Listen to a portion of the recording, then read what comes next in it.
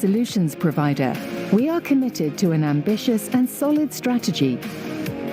We invest in technology and lead the development of solutions, from electricity to gas, from wind to hydrogen. Our portfolio consists of companies positioned at the forefront of dynamic sectors.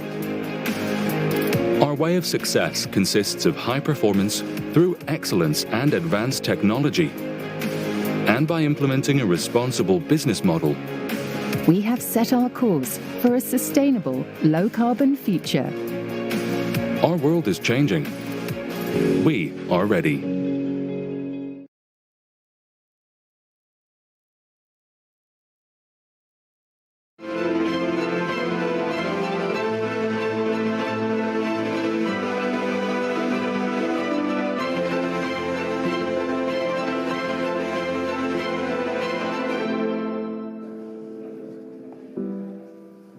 Welcome to the Delphi Economic Forum. I'm Faye Bulgaria, and today I have the honor and the pleasure to discuss about the future of Europe after the war in Ukraine with three European officials.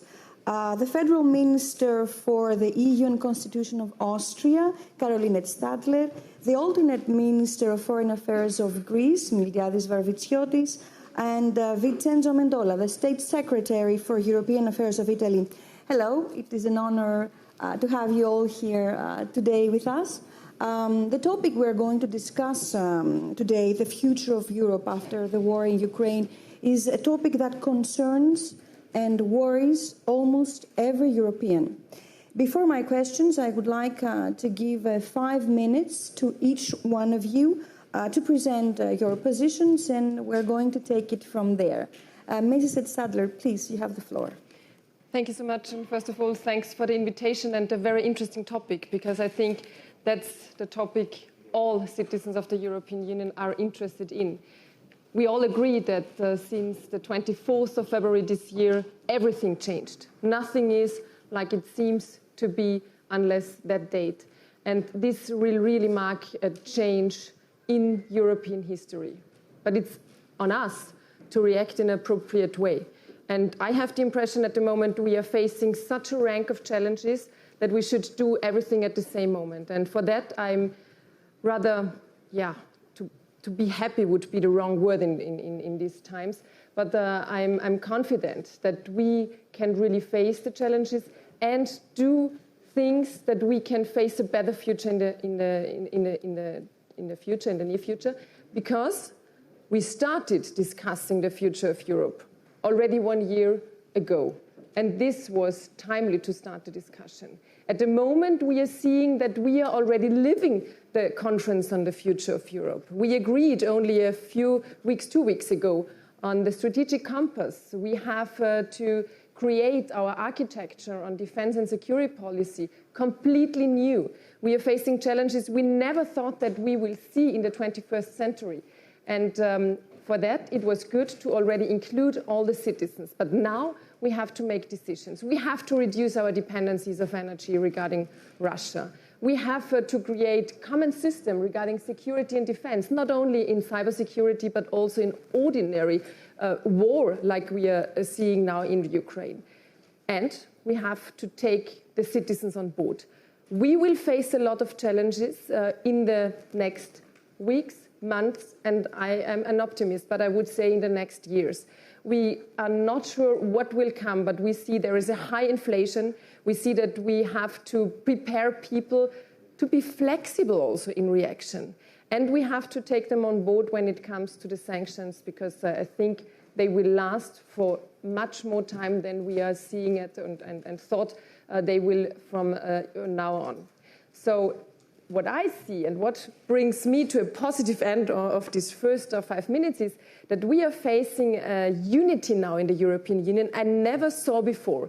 And I'm really pleased that you, Miltiadis, invited me also. I'm very pleased that Vincenzo, you are there also in our GAC meetings. We see the General Affairs meetings of the ministers of Europe, that there is not only a unity, but also a strength in trying to understand the other's position.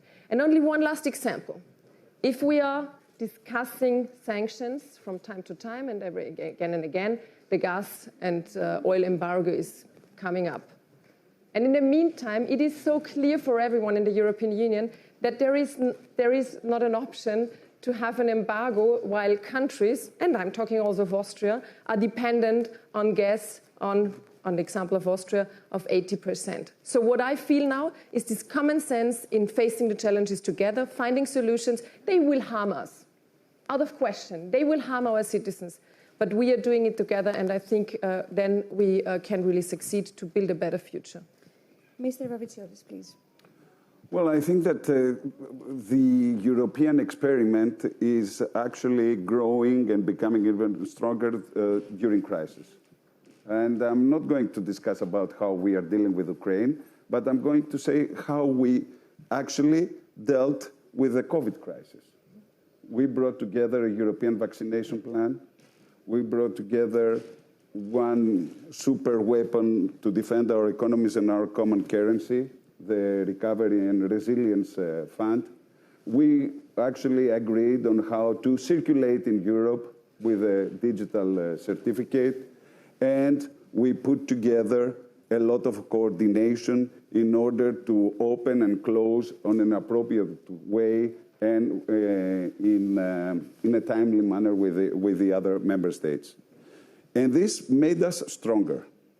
And now it comes a new challenge, a challenge of the energy crisis and the security crisis.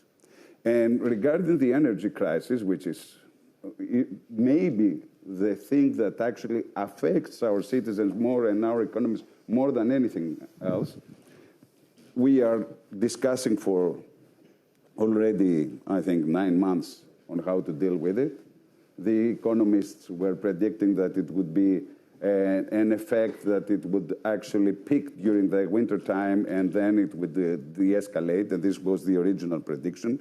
They are proven to be wrong, and this is an ongoing crisis, and now we are talking seriously. At the beginning we took it light, now we are talking seriously, and I think that we need to take in the next European Council all the appropriate measures in order, first of all, to defend the prices and to have actually good prices for our economies. The second, to have enough energy resources. And the third is to actually explore all the other areas from which we can bring in gas in the European energy mix. And one of these areas is the Eastern Mediterranean, where we have enough reserves in order to outnumber and lower the dependency on the Russian gas. And we have to act fast, regardless of what other partners say.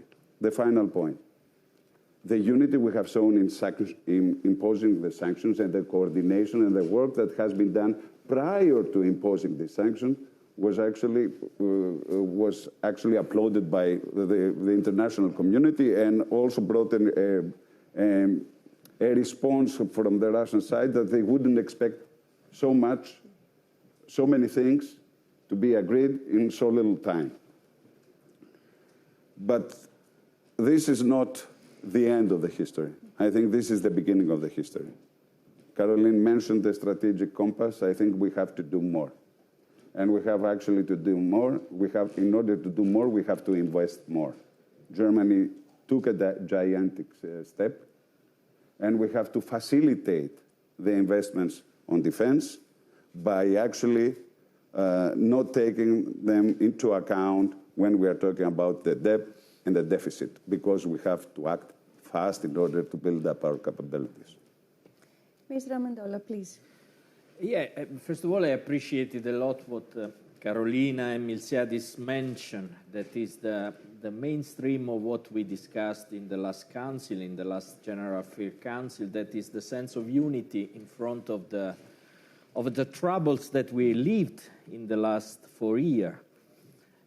And if we speak about what we have to do with the worst situation that we could ever imagine, a war in the center of our continent, first of all, I think that we have a responsibility to speak to our public opinion in a clear way. First of all, how will be Europe after the war? First of all, we have to win this war.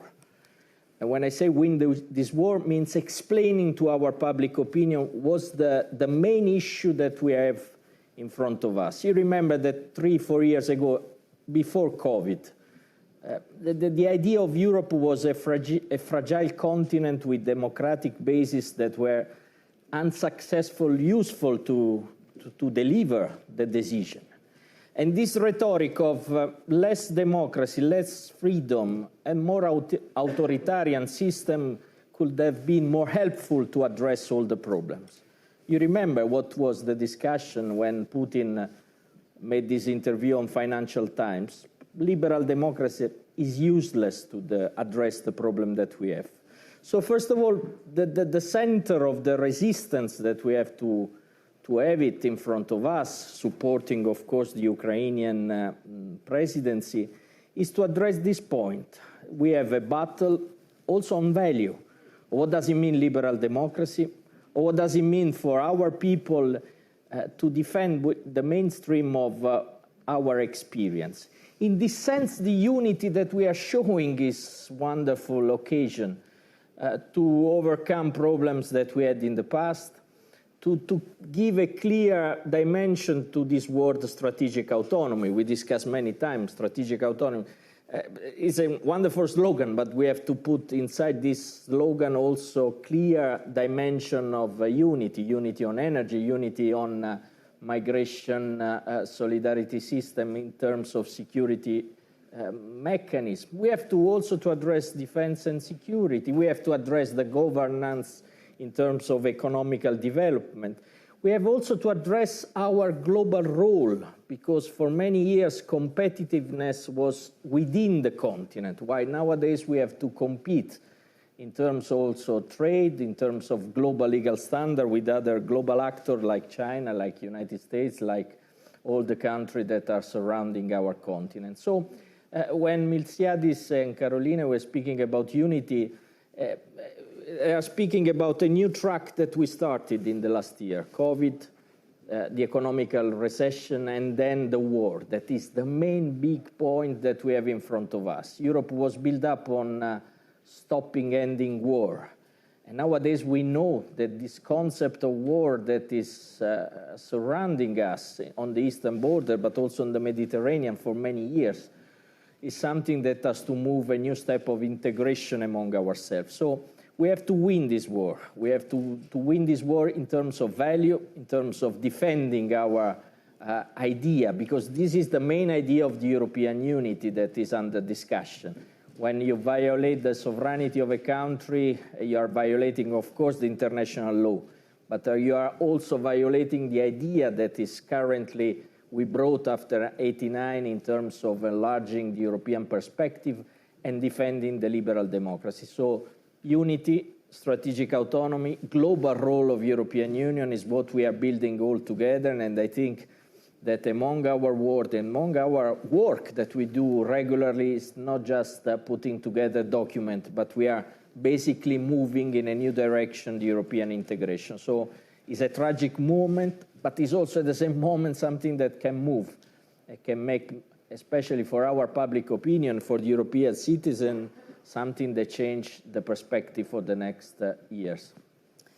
As you mentioned before, Mr. Ravitsiotis, one of the biggest concerns right now of Europe and of the Europeans is energy, not only because of the prices that are rising, causing multiple problems to European societies, but also because of energy efficiency. You mentioned before that we should focus on the Mediterranean.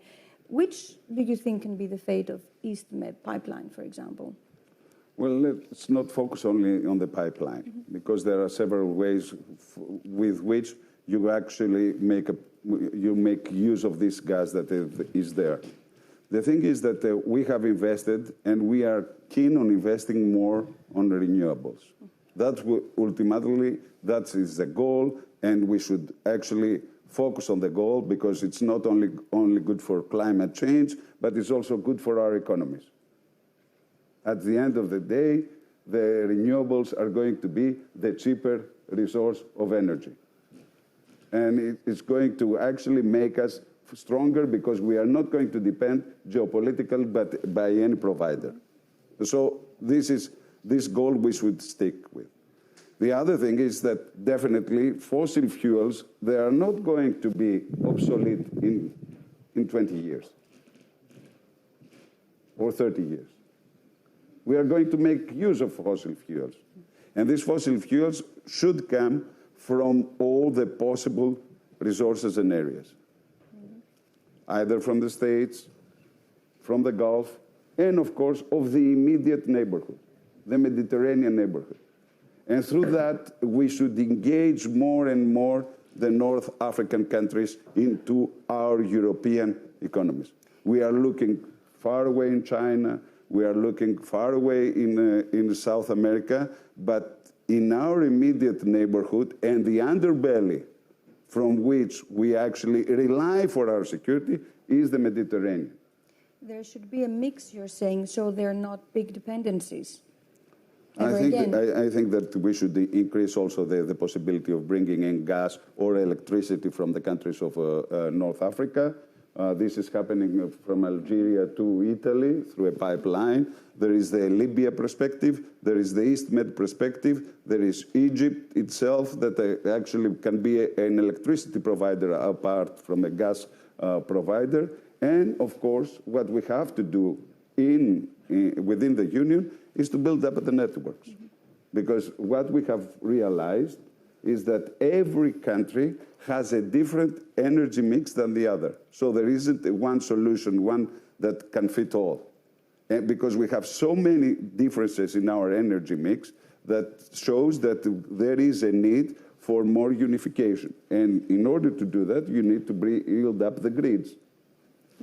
Mr. Amendola, Italy announced just a few days after the Russian invasion that it's going to take steps to reduce the dependency from Russian gas. Which are the steps? Yeah, the steps is on the, looking what Miltiadis was mentioning is in this double dimension, European one and national one. Of course, for the national one, we are speaking about 30 BCM with the gas coming from Russia. So the reduction that we are counting is 2/3 already in the next 6 months, because we are going to empower more the pipe coming from Africa, from Algeria was mentioned. That there is also the tap that is in place. There is also African LNG. So the point is that we are calculating, of course, growing our independence from Russian gas. It's not possible to do from the day to the morning. This has to be clear, because otherwise we are selling a slogan.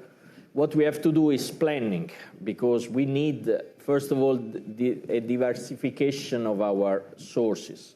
Secondly, to create a European system. The Commission did this Repower Energy, that there are many good ideas, working on common purchasing and storages, working and investing on interconnection. I think the European Bank of Investment can be very useful for this.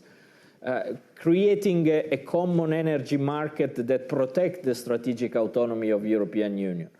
At the second moment, at the second level is also to grow up with the renewable, because we are too late in this development. We are even negotiating this Fit for 55 packages that is bringing Europe to green transition. So if I have to be practically addressing the emergency that we have, LNG is the priority. LNG looking the sources from Africa and the Mediterranean. That is one of the richest areas from Egypt to Lebanon to Cyprus in terms of possibilities. Working on renewable. A third, creating this European common market, in the sense also not just in terms of protecting ourselves. I make you a strict example and I close. We are working a lot with many countries on this, putting a cap price to the gas coming from Russia. Russia has no alternative in terms of pumping gas to Europe, because the pipes are just that.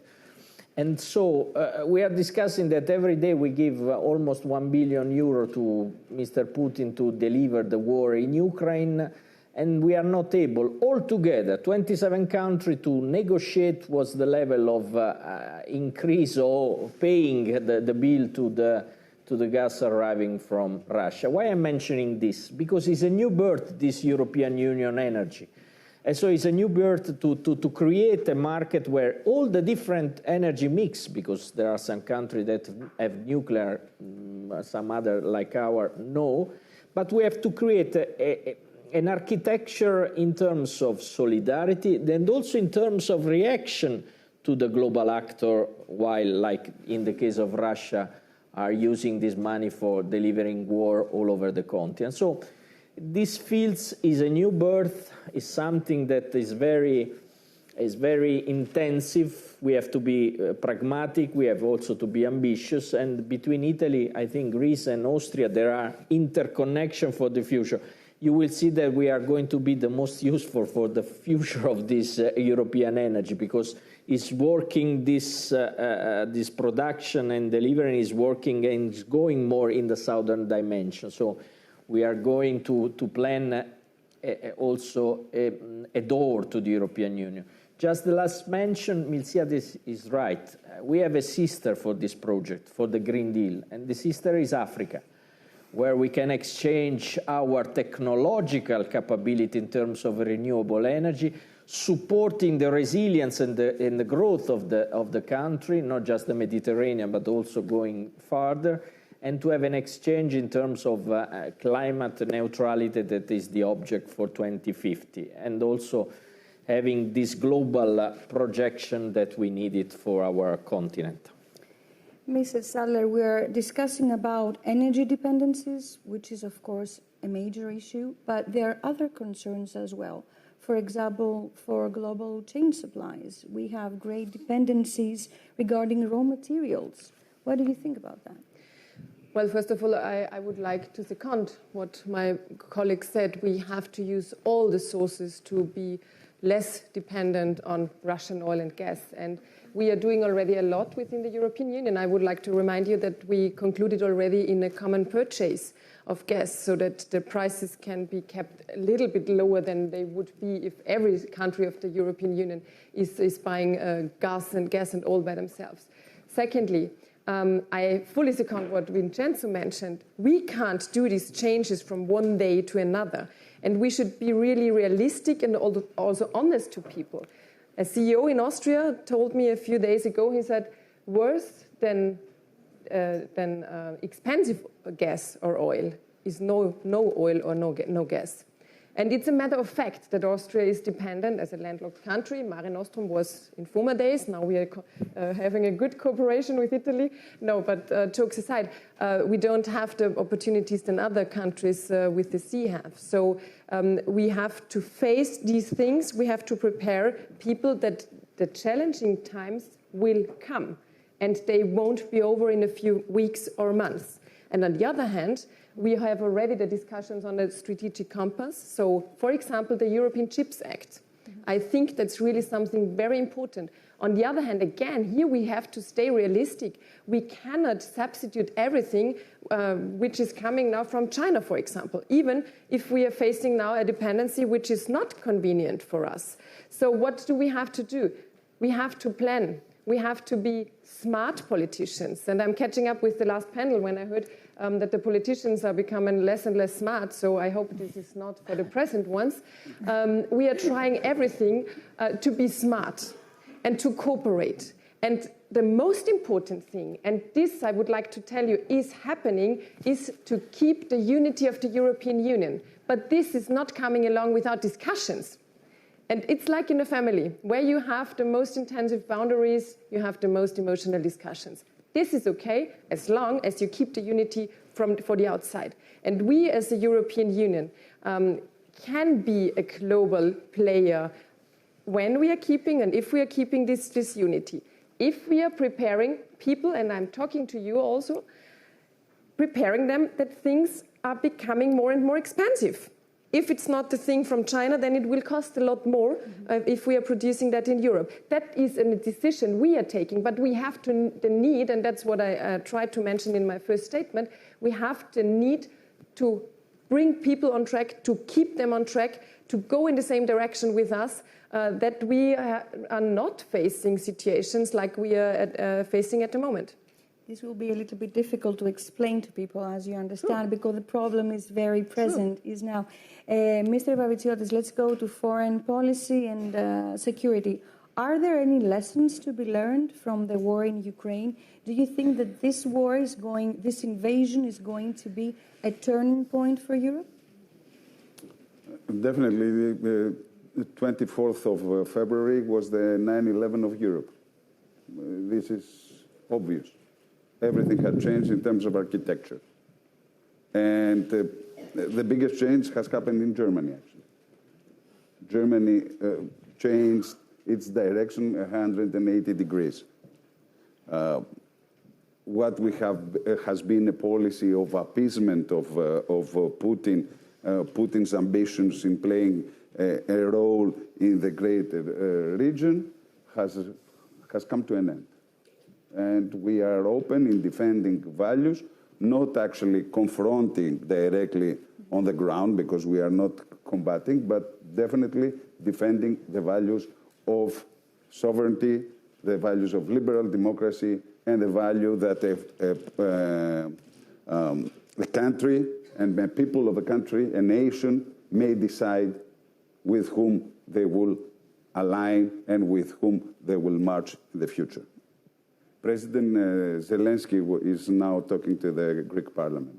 And he said, and he used what used to be the slogan of our war of independence. Freedom or death. Ελευθερία ή θάνατος. And I think it's very commoting for the Greek public to understand that the values defending in Ukraine are not some new values, but are there for years. And this has been a quest of the people to actually live in freedom. And sometimes you have to sacrifice peace in order to defend freedom.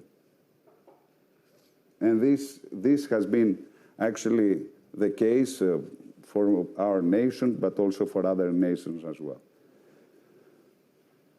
In this architecture, it's important what Caroline has said and has talked a lot about, the unity. And I think that the unity should not be taken for granted. We have to work in order to have unity. They are going to break, and they are going to push us to break our unity. In imposing the sanctions, for example, we have imposed the sanctions.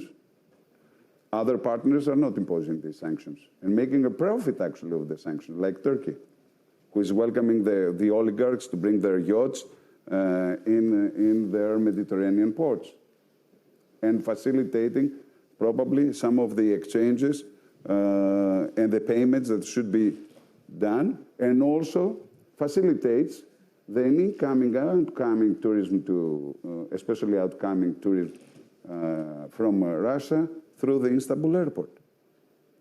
The other thing, we want to actually go and negotiate and renegotiate with putting all our leverage in order to get a better price from the Russian gas.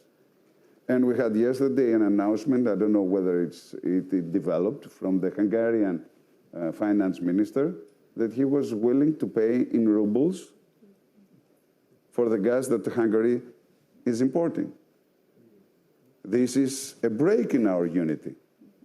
Because if we are going to pay in rubles without renegotiating not even the price, that means that we are multi-financing the war of Mr. Putin. And this should not be tolerated. A final point on unity. We have to make sure that we all go by the same rules. In order, first of all, to let populism out of the question, we have to defend what is there to be known as the rule of law. That means free media, open and fair elections, independent justice system, defending every single value at the utmost at the maximum we can do. Because Europe is actually the area, the only global area that rule of law is so important. And democracy and all the freedoms are so important. And we have to defend it because this is what we stand for. Mr. Sadler, do you think that the war changed everything? Do you think that now Europe will start standing behind its commitments for unity? Mr. Ravitsiotis mentioned, for example, the example of Hungary. First of all, yes, I guess the war changed everything. And I also found out that I'm a pacifist from the first moment I was born, and I could not imagine that, for example, things like the Council of Europe have to be without Russia, even if it is very clear that they have to be excluded at that moment.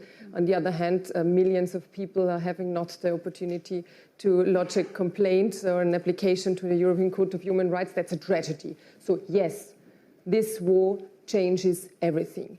This war needs us to stay united, as we mentioned all the time, and if we are united a lot, I guess, but this will not be the case without really hard internal discussions. And this is a good thing. To discuss the several standpoints is good. What is happening now is that we understand better the position of other countries. I always said, and I'm coming a bit from the tradition of the Council of Europe, never judge someone in whose shoes you didn't walk. So don't judge someone who is now dependent, for example, on gas, because it's the past. We have to deal with the future, and we have to start dealing with the future now. And there is one other very important thing. We have to be clear that we missed already a lot in the past. I'm talking, for example, of the region of the Western Balkan countries. A very close region here from Greece. For example, North Macedonia, which did already a lot, changed the name, is waiting in the waiting room for the next step in the accession process since at least 2 years now. As in March 2020, we decided to start the accession process for Albania and North Macedonia. It was blocked by one country. I have the impression now these things are much more clearer also in the minds of the leaders of Europe. And this is the next step we have to do to show them. Of course, we have to show solidarity towards Ukraine. And I support what President of the Commission said. Ukraine, they are Western oriented. They have, of course, the right to lodge an application for becoming a member of the European Union. Clear. And emotionally also clear that President Zelensky wants to become a full member of the European Union at the moment. But we should not forget that there are countries, 6 countries of the Western Balkans, who are desperately waiting for the next step, who are a question of security for the European Union, and it is also a question of credibility for the European Union. And I would really say it is 12:05. And if we are not reacting now, we will lose these countries to the influence of Russia and other countries. So do you think that Europe should be more flexible as far as concerns the conditions for the accession of the Western Balkans? Well, we changed the system. We have a new methodology since March 2020. I think this was an important step to have a more accurate accession process. It always depends also on the countries. What are they doing with the reforms and so on and so forth. But Europe should simply keep its promises. That's what I'm asking for. Keep the promises, otherwise we are completely incredible. Mr. Amendola, how do you think Europe should react to the applications of Moldova, Georgia, and Ukraine, of course, to enter in the European Union? First of all, we have to react in the sense that we have to show solidarity to Moldova, that is also receiving many refugees from Ukraine, solidarity in practice, not just in wording, and say clearly to the Ukrainian, to the Moldovan and the other country that the future of their country is in Europe. And their feeling is we share it.